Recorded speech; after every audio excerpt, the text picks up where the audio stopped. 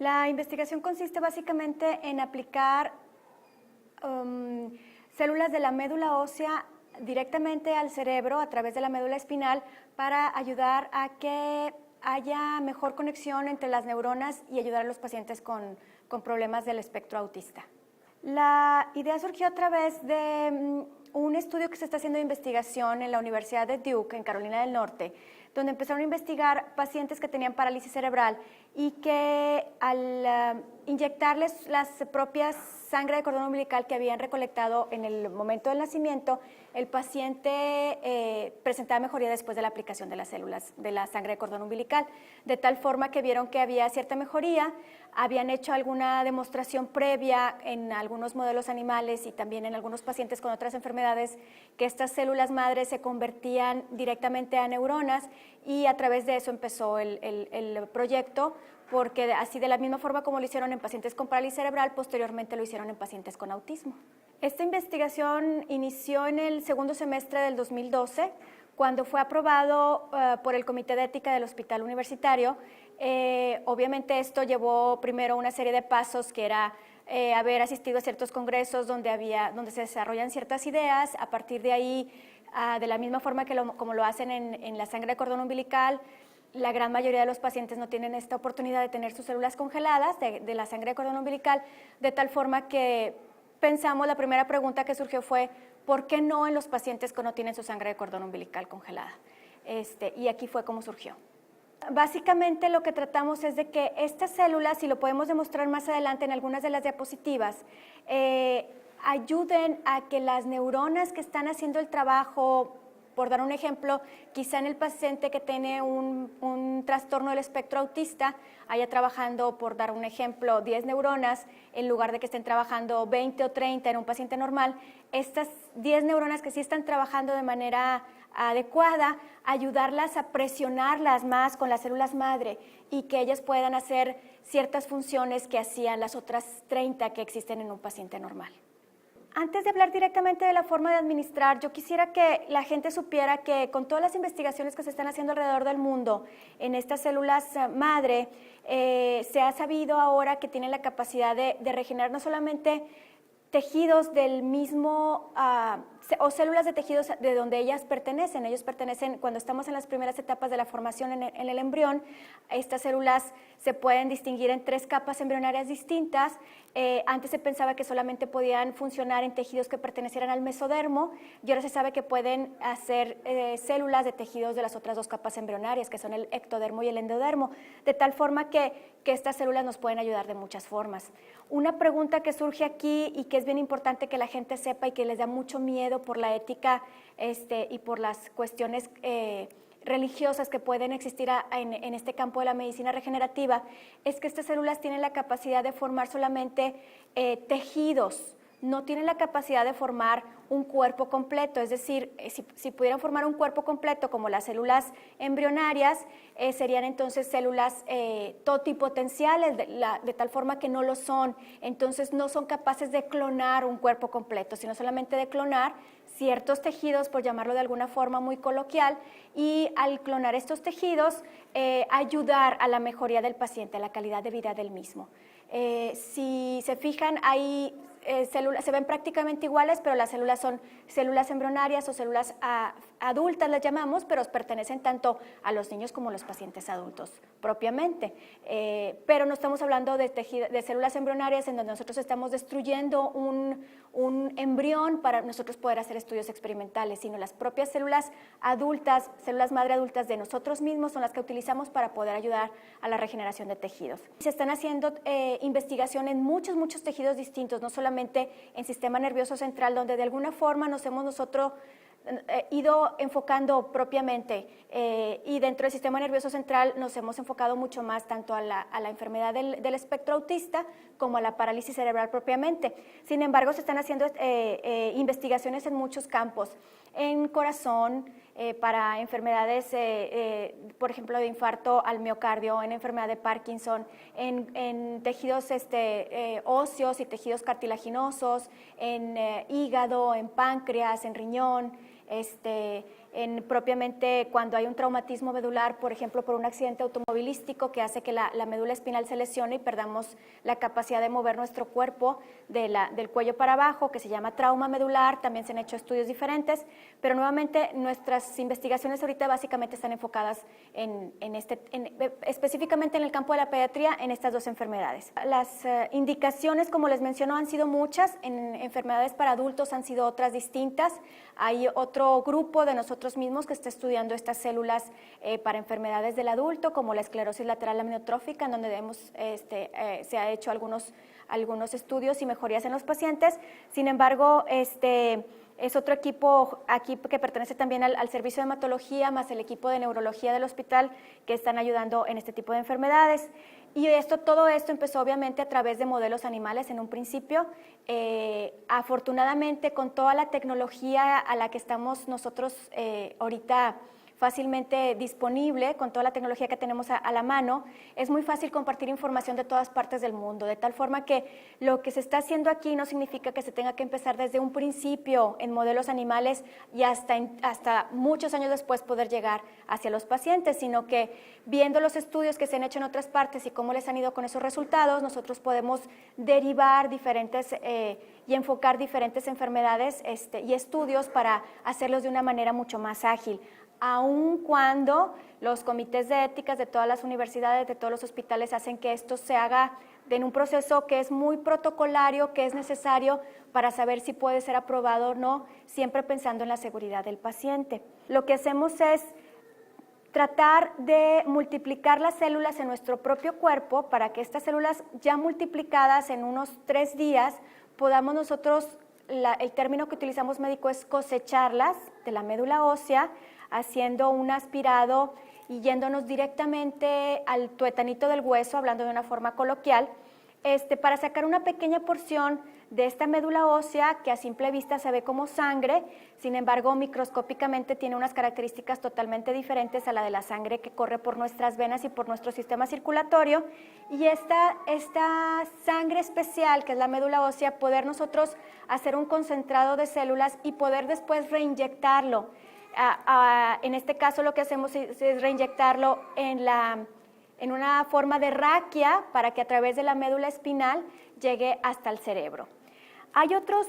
En otras partes del mundo se están utilizando equipos muy especializados que tenemos la fortuna de contar aquí, que es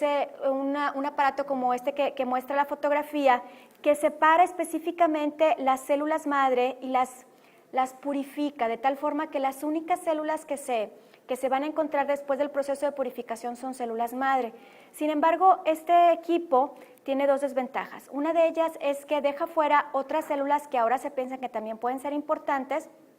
como son las células mesenquimales o las células endoteliales, y aparte de ello, el costo del uso de ese aparato por cada ocasión que se utiliza puede llegar hasta 200,000 pesos, de tal forma que haría que una investigación clínica se hiciera muy, muy costosa. Sin embargo, gracias nuevamente a otros estudios que se han hecho previamente, sabemos que el poner las células no purificadas, sino poner toda la cantidad de células que tienen núcleo, que se encuentran adentro de esta médula ósea que extrajimos previamente, no le va a causar un daño severo al paciente, van a ser unos efectos secundarios muy fáciles de retirar en los primeros días, que se pueden curar con medicamentos fácilmente disponibles en las farmacias, pero que por otra parte nos va a ayudar a que podamos tener quizá una mejor cantidad y calidad de células que se pongan directamente al tejido dañado. Ayudan también a producir nuevos vasos sanguíneos, por ejemplo, en el paciente que tiene una adversidad de la diabetes, que es el pie diabético, donde se empiezan a cerrar los vasos sanguíneos, el paciente carece posteriormente de circulación y termina con la amputación de su extremidad inferior. Entonces, estas células son capaces de formar vasos sanguíneos tratando de reparar esas úlceras y ese pie diabético que se puede amputar, y aparte por mecanismos, le llamamos nosotros de neurogénesis, es decir, de formación de nuevas células, tanto neuronales como de la estructura cerebral, que nos pueden ayudar a la reparación del tejido que está ahí dañado o que carece de ciertas características que tiene un cerebro normal. Si queremos hablar específicamente de cambios clínicos, nosotros los medimos a través de unas escalas que están ya validadas a nivel internacional, que son escalas para pacientes con enfermedad del espectro autista. Una de ellas se llama CARS, que por sus siglas en inglés significa Escala de Valoración de Pacientes Autistas en la Niñez, y otras escalas que se llama IDEA, también por sus siglas en inglés. Aquí lo que miden es, en cierto puntaje que ya está bastante bien estudiado y específico, qué tanta interrelación tiene el niño con su medio ambiente, qué tanto es capaz él de expresarse con el lenguaje verbal, con el lenguaje no verbal de su cuerpo,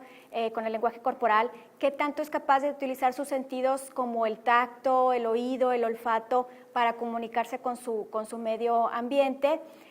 Una serie de características que nos dan una puntuación. Posteriormente, si nosotros volvemos a hacer esa puntuación, quizá un mes, 3 meses o 6 meses después de que el paciente ha recibido su tratamiento, volvemos a valorar si ese paciente permaneció con esas mismas características o mejoró en su puntuación dependiendo de volver a valorar cómo había estado previamente. Entonces, estos pacientes, se va midiendo cada paciente antes del tratamiento y después del tratamiento para ver qué tanto ha cambiado. Se escogen una serie de pacientes que le llamamos grupo de estudio, más aparte otra serie de pacientes que se le llama grupo control, para de esa forma nosotros poder comparar al final los pacientes que sí se le hicieron el tratamiento y los pacientes que no se les hizo el tratamiento y ver si realmente mejoraron a los que se les hizo el tratamiento. Si es así, ahora sí es una cosa que podamos decir que es más fidedigna médicamente, como para poder decir, compartir la información a nivel médico, experimental, científico, y que de esa manera le pueda ayudar al mundo científico a saber si este tipo de tratamientos puede ayudar en un futuro o no a los pacientes. En esos estudios de investigación es importante tener siempre la conciencia de que el resultado puede ser positivo y tenemos que hacerlo esto de conocimiento público a los médicos científicos, o puede no servir y de todas formas tenemos que hacerlo de conocimiento público para que no haya otras gentes que reproduzcan esto y pierdan el tiempo en investigaciones que no van a ser útiles de alguna manera. De tal forma que nosotros no podemos decir a ciencia cierta, y no creo que nadie en el mundo pueda decir si es por causa de una vacuna, si son factores psicológicos, si son factores genéticos, si son factores ambientales. Como en muchas de las enfermedades, más bien pensamos que es una serie de factores que se juntan y que juntos provocan que el paciente finalmente padezca esta enfermedad. Todo esto empezó, como les decía, en una enfermedad que se trata con trasplante de médula ósea, que se llama enfermedad de Hurler. Es una enfermedad metabólica en donde el paciente sufre ciertos trastornos neurológicos. Estos trastornos neurológicos se vio en el paciente después de que se le hizo el trasplante de médula ósea y de que el paciente desafortunadamente falleció. En la autopsia se pudo verificar que había células del donador que se habían transformado en neuronas en el cerebro del receptor, y de ahí fue donde empezaron a surgir todas estas investigaciones, de tal forma que de ahí empezamos nosotros a ver qué se podía hacer en otras enfermedades como el autismo. Y de esta forma, aunque no se sabe a ciencia cierta cuál de todos estos mecanismos antes mencionados es el que ayuda más a que haya esta conexión de las neuronas y que el paciente pueda después conectarse con su medio ambiente, sí se sabe que de alguna forma aparentemente, y tengo que subrayar aparentemente, está mejorando el paciente con enfermedad del espectro autista. Cualquier estudio que nosotros hagamos de investigación, el paciente necesariamente va a ser sometido a ciertos riesgos. Y en este caso, por ser un paciente pediátrico, primero que todo, y segundo, porque no tiene capacidad para tomar decisiones por sí mismo, los papás o los tutores del niño tienen que consentir que se haga este tipo de estudios. De tal forma que sin el consentimiento, como lo dictan las reglas de ética, no podemos hacer el tratamiento. Y la metodología lleva ciertos días en donde hay un proceso que se tiene que seguir. Primero checamos por medio de exámenes de laboratorio que su riñón, su hígado y su sangre está en condiciones adecuadas, como usualmente lo está en pacientes pediátricos. Afortunadamente no tenemos los déficits que tenemos en pacientes adultos, que usualmente una enfermedad va acompañada aparte de hipertensión o de diabetes o alguna otra cosa. Entonces esto es fácil de que el paciente pediátrico esté sano de alguna forma y que sea fácil incluirlo. Viendo que todo está normal, se le ponen unas vacunitas, le llamamos vacunitas de una forma coloquial. Estas vacunas nos sirven para multiplicar las células madre dentro del propio cuerpo del niño, de tal forma que el día que cosechamos esta médula ósea esté mucho más rica en células madre que de lo que usualmente tenemos en nuestra médula ósea. Estas vacunitas se empezaron a utilizar en donadores de médula ósea que iban a donar a un hermanito médula para una leucemia, por ejemplo. Ahora ya se sabe que estas vacunitas son lo suficientemente seguros para poderse utilizar como en este tipo en pacientes sanos que no tengan ninguna enfermedad de médula ósea, y que nos sirven para hacer un laboratorio en nuestro propio cuerpo y poder multiplicar estas células de tal forma que a mayor cantidad de células pensemos que le puede ayudar más al paciente. Después de multiplicar las células por 3 días, ponerles una vacunita por 3 días, el cuarto día, bajo sedación para que el niño no sufra, y en un quirófano vamos a extraer esta pequeña cantidad de médula ósea que no le va a repercutir en ningún problema en el paciente. Se extrae según los kilos de peso que tenga el paciente, de tal forma que no le vayamos a hacer ningún daño. Esta médula ósea se vuelve a regenerar rápidamente dentro del mismo cuerpo, de tal forma que no es necesario tener que hacer nada especial después para sustituir esta pequeña porción de médula que quitamos. Y después de que la extrajimos, que es un procedimiento que se tarda menos de 1 hora en quirófano, el paciente pasa a recuperación y la médula la pasamos al laboratorio, aquí mismo en nuestras instalaciones, para poder nosotros procesarla y hacer un concentrado de glóbulos blancos, que es donde se encuentran estas células madre.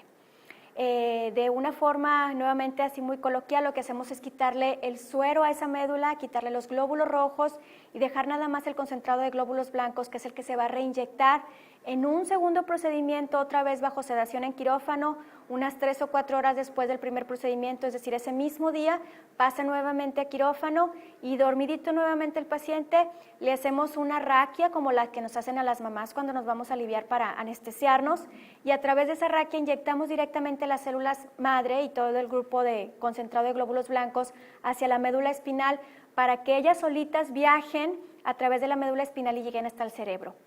Ahí cabe mencionar que tanto el cerebro como la médula espinal están conectados directamente uno con el otro, y por su exterior viaja un líquido que se llama líquido cefalorraquídeo, y este es el líquido que utilizamos como medio de transporte para que lleve las células desde la parte baja de la médula espinal hasta el cerebro, y que en el cerebro estas células, por estas sustancias que se producen, tienen la capacidad de irse a alojar al lugar donde más sean requeridas. De tal forma que de esta manera puedan ellas empezar a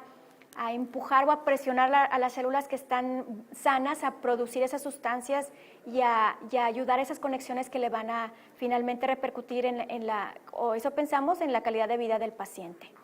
De esto hay que mencionar que los primeros pacientes que se hicieron fueron unos pacientes con parálisis cerebral infantil, 18 pacientes, en donde con ellos pudimos comprobar que el procedimiento es lo suficientemente seguro como para que podamos nosotros utilizarlo en otros pacientes de otro tipo de enfermedades, como en este caso en los pacientes que tienen autismo.